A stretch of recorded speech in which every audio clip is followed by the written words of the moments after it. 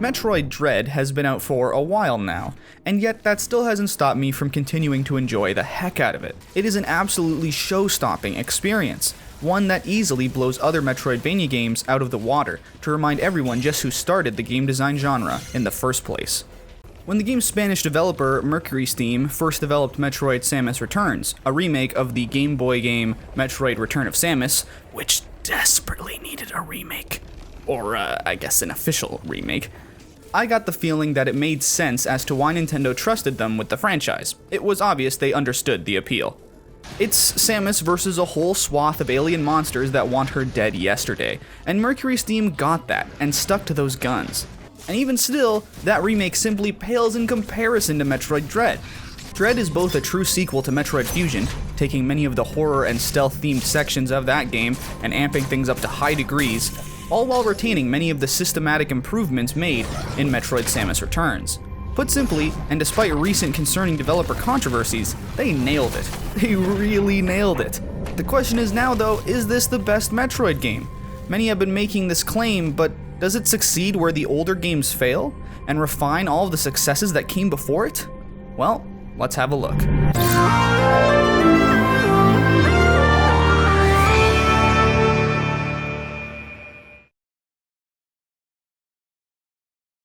So, yes, it's a Metroid game, with all the cybernetic and biological environmental trappings that go along with it.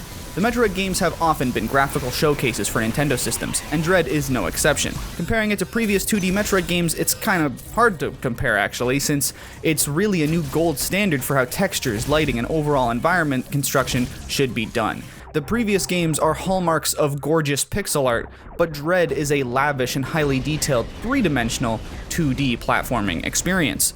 Everything blends nicely with environments, and despite a few jagged edges here and there, this is easily one of the prettiest Switch games, even holding up well next to the likes of Super Mario Odyssey or Zelda Breath of the Wild.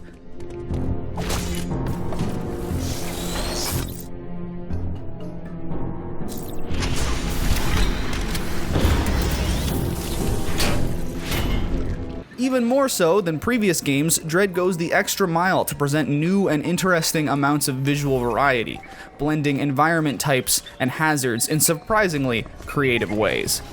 While much of Metroid Fusion was the cybernetic halls of a mutated space station, and Super Metroid mostly consisted of deformed biological environments, Dread seemingly does it all, as the planet ZDR has many bizarre blends of technology and organic terror.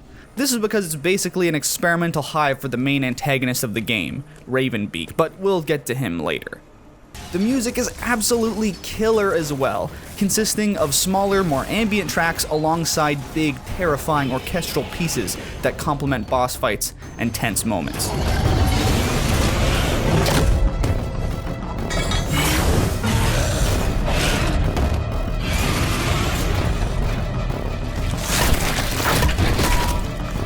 Metroid has always had seriously high-quality music, with iconic melodies and tracks that bring players back to Metroid 1 on NES, while always aiming to add new tracks that will leave lasting impacts as well.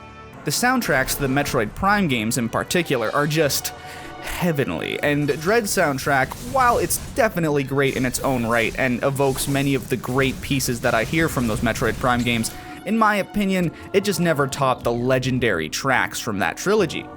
Still, though, my goodness, does Dread have some certified bangers.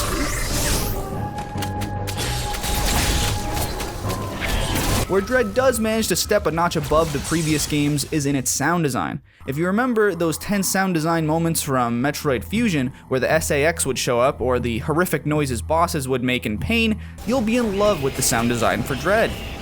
Metroid Dread has managed to make the smallest bleeps and bloops of their enemies turn into noises that inspire immediate fear and, well, yeah, pun intended, dread. That's the power of the new MEs, which are among the highest threats in the game, with the ability to kill you pretty much instantly, always at the ready. There are some tight moments that the game gives you when you can escape the MEs, but believe it or not, these aren't easy to hit. The timing changes between each ME, and it's never telegraphed super easily. You have this brief flash of red light, and then it's gonzo. There's 2 chances, but honestly, they go by pretty fast, and if you're not ready for them, you're not timing it correctly per the right ME, you're probably dead. The enemies are basically the biggest gimmick of the game, and they're not overdone per se, but there might be some points where players might find navigating around them kind of tiring, as they might just rather want to keep exploring the depths of ZDR and deal with normal enemies that they can actually, kill. To defeat enemies, the game makes you kill these big blue brain things, absorb their power, and then use it to blow up the enemies in these tense hallway aiming challenges. I definitely did not initially think that I would genuinely feel terror or any kind of tension in these sections, assuming I would mostly just be annoyed, but boy was I dead wrong. These moments, much like the equally as thrilling but still highly different boss fights, had me on the edge of my seat. These are moments when the fast-paced gameplay and intense music really complement each other really well to truly instill a feeling of anxiety. While the pattern of defeating the enemies does start to show its repetitiveness by the end, that's not enough for me to think it's overboard with the enemy challenges or anything like that. Like, I like the enemies. Even though they kind of slow down the games at certain points, I still think they're an excellent addition to the game. It's all balanced just right. Really, I mean that legitimately. Other enemies aside from the enemies, though, are far more easily destroyable, though some are harder than others, obviously. Most enemies have moments where Samus can use her counter to set up an almost instant kill shot, one that often replenishes more health and missiles too.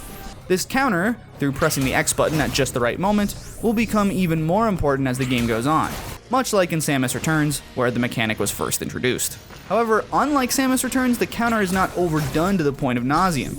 There are plenty of other moves and attacks that Samus can use that fleshes out the gameplay and keeps all the mechanics healthily balanced. Speaking of movement, everything feels super fluid and well paced, with all of Samus's movement options being used to their fullest, all while making the controls not too difficult to figure out either. Once the player starts to get used to how Samus moves and fires off attacks, new items that you acquire make navigating the world a breeze. The iconic screw attack, once acquired, is exhilarating to leap around with, killing once difficult enemies with a single hit. It's super satisfying.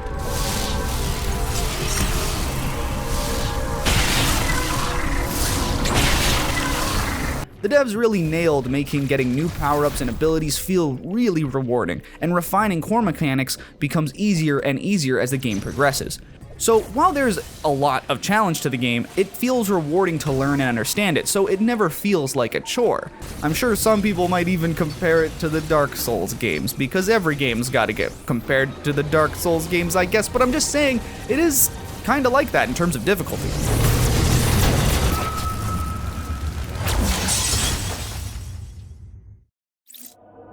Another comparison I've seen people making is that Metroid Dread is far more navigable than previous Metroid games, which often leaves some players lost and confused when the next goal isn't clearly laid out for them.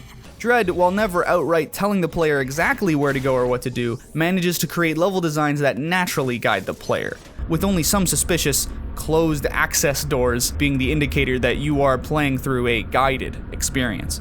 The fact that I almost never had to look up a walkthrough, as compared to the countless times I had to for Metroid Fusion and Super Metroid, really go to show the level of intentionality that went into the level designs.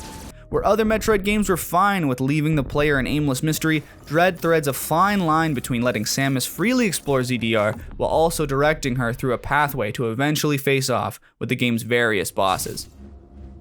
There's another point of comparison that I think is important.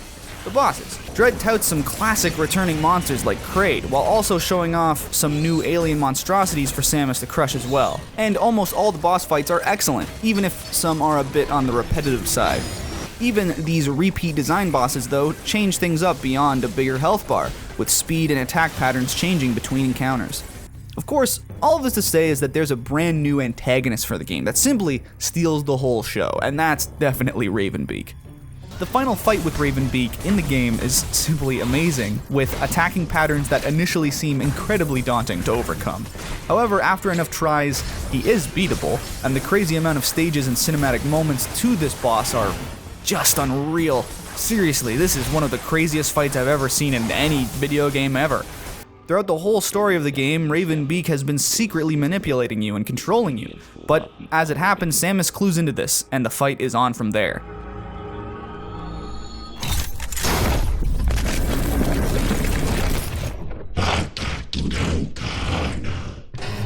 Bravenbeak basically even reveals to you that he was instrumental to giving Samus her current abilities, specifically implementing her with Hawken, a warrior kind of Chozo, DNA. By the end of Dread, Samus isn't just part Machina though, she's become a Metroid almost completely, with the ability to drain and absorb life coursing through her veins as a last-ditch Hail Mary attack.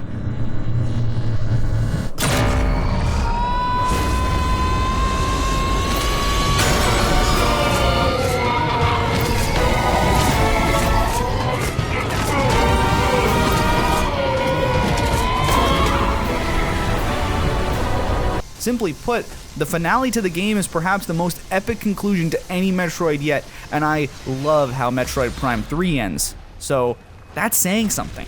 Design layout-wise, control-wise, aesthetically, mechanically, Metroid Dread is the best the franchise's 2D side has ever looked, and its record sales indicate that as well. In this sea of 2D Metroidvanias that exist all over the gaming world now, it's highly impressive that Metroid Dread could still stand out so much from the pack in terms of quality. Sure, Nintendo could have produced a cheap Metroid game and called it a day, but they went the extra mile, ensuring quality was being prioritized. Of course, does that excuse some artists not being credited, or the developer having serious management issues that stressed out their workers? No, definitely not. There definitely needs to be some internal reviews and reforms over at Mercurysteam, at least in my opinion. It's not a good look. But aside from all of that, Metroid Dread is a real 2D action exploration masterpiece. Such polished design, mechanics, and overall presentation makes it one of the finest games Nintendo has ever published. Get ready for the emotional highs and anxious moments of Metroid Dread if you haven't experienced them already.